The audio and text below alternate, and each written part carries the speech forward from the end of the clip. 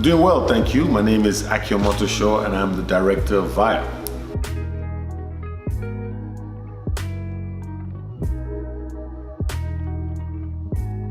Vaya tells the story of three strangers who get on a train from Durban to Johannesburg. They each have a mission and they never meet, but their stories are intertwined. And in the one story, a young man is tasked with bringing home the body of his father, and he gets to Joburg and discovers he's not the only one who's interested in the body. In the second story, a young woman is tasked with returning a young girl to her mother, only to find out that the situation isn't exactly what she thought. And in the third story, a young man has accepted a job from his cousin, and only to discover that the job isn't what he expected it to be. And the story of Vaya comes out of the Homeless Writers Project. And the Homeless Writers Project was a space where people from the streets could come and share their stories. And over the course of a number of years, the film that is Vaya came out of these stories.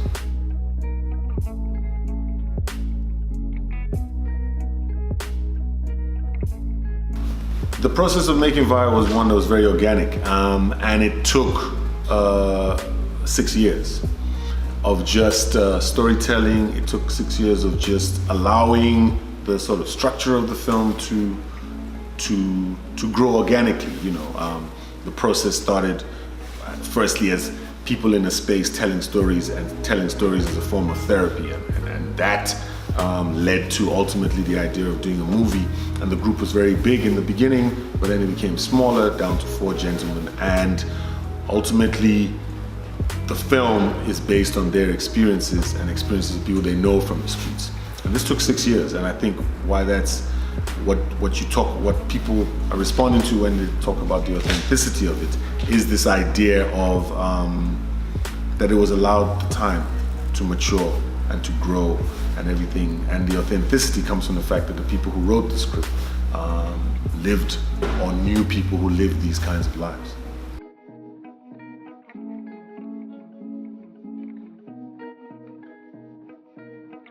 The process of turning that screenplay into the production aspect, took a number of stages, which were all allowed to sort of develop organically as well. So we had done a television series called A Place Called Home, which was set in the streets, and I was, my company produced it, and I was also one of the directors on it. So there was some experience of shooting in the streets of Johannesburg, and some ideas of imagery that could be taken further, especially in a feature film format. And then in terms of Vaya, myself and the DOP, Kabelo Tate, we had a number of inspirations. The one idea in terms of entering the world was this idea of Johannesburg is the city of gold. So what does everyone come for? They've come for this space. So we need people to understand what is this space and how are people navigating this space. So that was the one. The second is that a lot of these characters are coming in on the cockroach level. So i.e. the expectations, they're coming in at the bottom. So many times we had the idea of just having the camera on the ground to represent their state of mind or where they were. So you had this sort of interplay between the top and the bottom. And that developed organically. And there was another thing was there was a photographer called Mark Lewis, and he took these very, very great pictures of the urban landscape in Johannesburg. And those pictures we used a lot of those pictures as references for the look and feel of the film.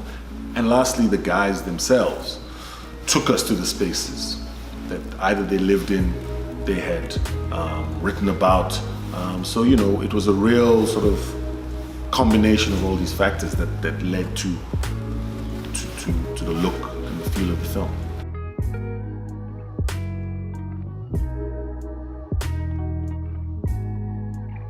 I would say, for me as a director, I'm very satisfied with the film. And I'll tell you what it is that is satisfying for me is that when we talk about what we do and what we love to do in this, as storytellers, is the idea that you have some idea that's a vague idea, and that over the course of time, this idea is allowed to grow, develop, to the point where you can make it, to the point where you can then send it out to the world and people get to see it.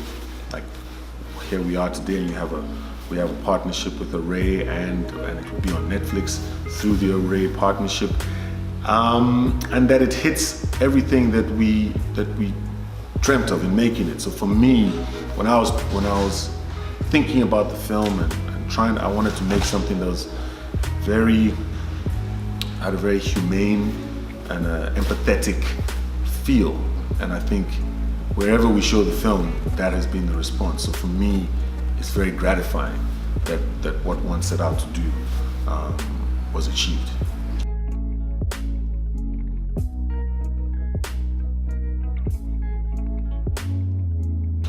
So in terms of the yes, I act as well. So I went to drama school. I studied to be an actor. So, but while I was at drama school,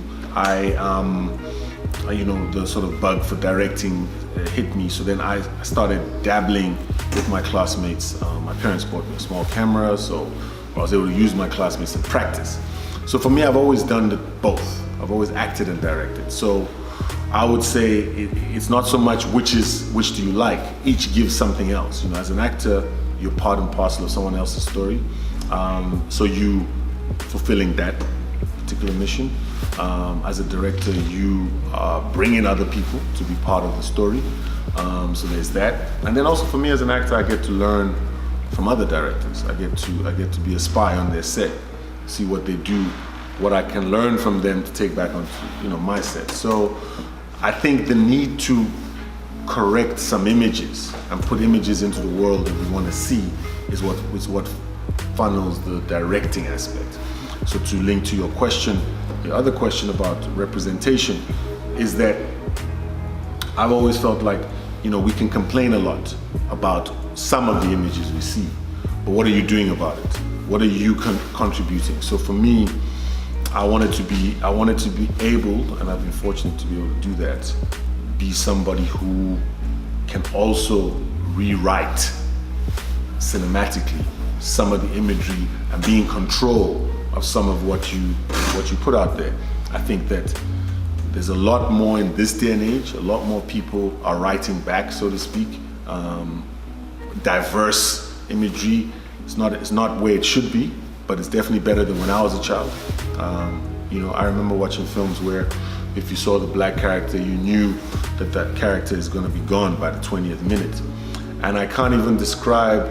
It's so funny because the first film I saw where the person survived to the end, I was even like, whoa, they made it to the end. And that tells you about some aspects of the deep trauma that sometimes you go through when there is that lack of representation, or when you're so conditioned to expect because of the power of the medium. So understanding the power of the medium, I felt as a director, I needed to put my hat in the ring to also put some other images out there. And in the tradition of other African filmmakers and other African American filmmakers who do the same thing.